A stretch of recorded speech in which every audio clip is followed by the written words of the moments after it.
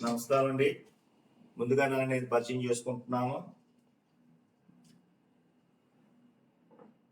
నా పేరు ఏ Venkateswararao, RRK formations private limited chief executive officer అండి. ఆంధ్రప్రదేశ్ ఏలూరు నుంచి మాట్లాడుతున్నాను.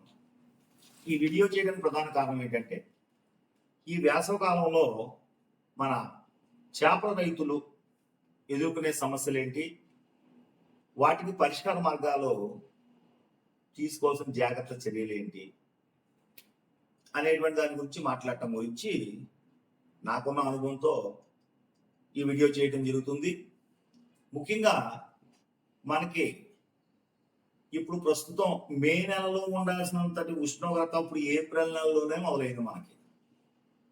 మన చేపల పెంపకానికి 28 డిగ్రీల సెల్సియస్ ఉష్ణోగ్రత, మా మ్యాక్సిమం 30 డిగ్రీల సెల్సియస్ ఉష్ణోగ్రత మాత్రమే ఉండాలి. కానీ ఇవాళ మన కోస్టల్ ఏరియా అంతా కూడా 40 డిగ్రీల పైనే, 42, 43, 44 అలాగా పెరుగుతూ వెళ్ళిపోతుంది. మరి మే నెల వచ్చేటప్పుడు ఇంకా ఎంత పెరుగుతుందో తెలియదు. ఎక్కువగా మన దాంట్లో లైట్ ఆగిపోయింది. ఎక్కువగా మన దాంట్లో కోస్టల్ ఏరియాలో, ప్రధానంగా కోస్టల్ ఏరియాలో ఈ వేసవకాలంలో మనకి ఈ ఐఎంసి అంటే మనకి రోహు, కట్ల ఇవి ఎక్కువగా పెంపకం జరుగుతూ ఉంటుంది. అదేవిధంగా మనకి ఈ ఫంగస్, రూప్చందలు కూడా పెరుగుతూ ఉంటాయి. వీటికి సెలినిటీ అనేటువంటిది ఉండకూడదు, 0 సెలినిటీ ఉండాలి. కానీ ఇప్పుడు అమాంతంగా ఏమవుతుందంటే మనకి సెలినిటీ పర్సెంటేజ్ పెరిగిపోతూ ఉంటుంది. నీళ్ళన్నీ కూడా సలసల కాగిపోతున్నాయి. ఇలాంటి సందర్భంలో మనకి వాటర్ థిక్నెస్ వచ్చేస్తుంది, సెలినిటీలు పెరుగుతాయి. దాంతో చేప అధికమైన ఒత్తిడికి గురవుతూ ఉంటుంది. అప్పుడు ఆటోమేటిక్గా మనకు ప్రతిరోజు మేతలు వెళ్ళాల్సిన విధంగా మేతలు వెళ్ళిపోతూ ఉంటాయి. కానీ గ్రోత్ మాత్రం తగ్గిపోతుంది. 200 గ్రాములు నెలకు 200 గ్రాములు వచ్చే చోట 150 వస్తుంది. 150 గ్రాములు వచ్చే చోట 100 గ్రాములు వస్తుంది.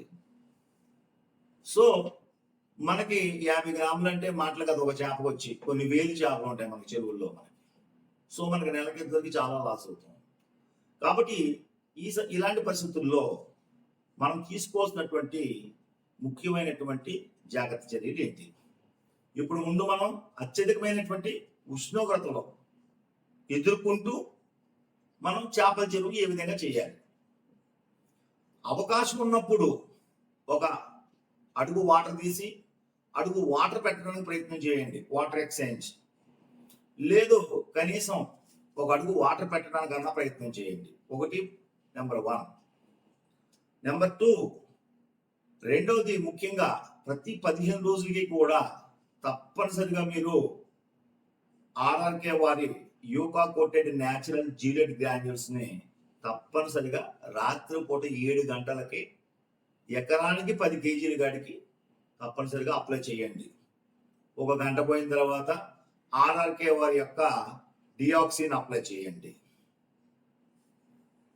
తర్వాత ప్రతిరోజు కూడా ఆర్ఆర్కే వారి యొక్క మినరల్స్ 1 కేజీ మేతకి 3 గ్రాముల చొప్పున మేతల్లో కలిపి ఇవ్వండి.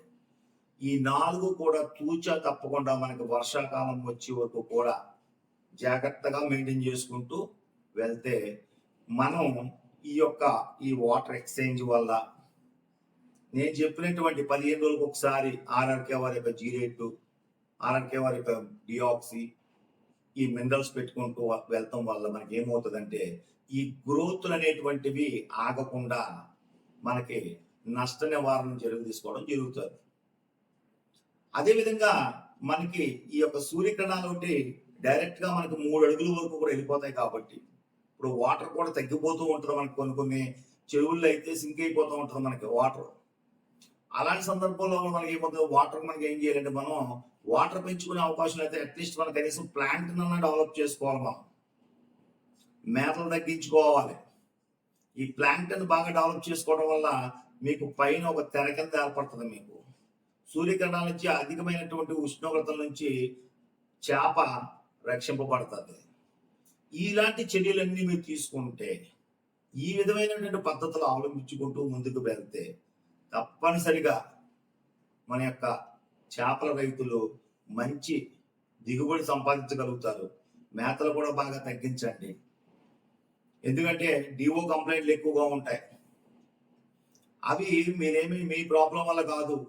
ఈ యొక్క వాతావరణంలో వచ్చేటువంటి ఉష్ణోగ్రత వ్యత్యాసాల వల్ల మనకి ఇలాంటి పరిస్థితులు సంభవించడం జరుగుతాయి. ఉదయం పూట చేపలు పైకొచ్చి తిరగడం ఆక్సిజన్ గురించి. కాబట్టి నేను చెప్పిన విధంగా అందు గురించే మీకు ఇలాంటి పరిస్థితులన్నిటిని అంటే అధికమైన ఉష్ణోగ్రతను తట్టుకోవడానికి వాటర్ ఎక్స్చేంజ్ చేసుకోవడం ఒక పద్ధతి, ప్లాంటన్ డెవలప్ చేసుకోవడం ఒక పద్ధతి. అలాగే ఈ ఉష్ణోగ్రతల వల్ల అధికమైన ఉష్ణోగ్రతల వల్ల ఈ చేప బాగా ఒత్తిడికి గురవడం వల్ల ఆక్సిజన్ ప్రాబ్లమ్స్ రావడం వల్ల మనకి చేపలన్నీ పైకి వచ్చి తిరగటం, దాంతో చేపలో ఉన్నటువంటి హిమోగ్లోబిన్ పర్సంటేజ్ తగ్గిపోయి చేప తెల్లబడిపోవడం జరుగుతుంది. రక్తహీనత కింద తయారవుతుంది. దాన్ని ఇంప్రూవ్ చేసుకోవడానికి మన యొక్క ఆర్ఆర్కే వాళ్ళ యొక్క మినరల్ అండ్ ఎమినో యాసిడ్స్ వాడుకోమని చెప్పడం జరుగుతుంది. అదేవిధంగా ఈ యొక్క డిఓ కంప్లైంట్స్ అవి తప్పనిసరిగా సంభవిస్తూ ఉంటాయి కాబట్టి ఈ యొక్క యూకా కోటెడ్ న్యాచురల్ జీలేట్స్ వాడటం, మన యొక్క డిఆక్సీ అప్లై చేసుకోవటం, ఈ విధమైనటువంటి జాగ్రత్తల చర్యలు తీసుకుంటూ ఈ 2 నెలల్లో మనం చేస్తే పంట మనకి అధికమైనటువంటి పంట రావడం జరుగుతుంది. అధికమైనటువంటి లాభాలు ఆర్జించడం జరుగుతుంది. ఈ విధంగా తప్పనిసరిగా అందరూ చేయిస్తారని ఆశిస్తూ సెలవు తీసుకుంటున్నాను. నమస్తే.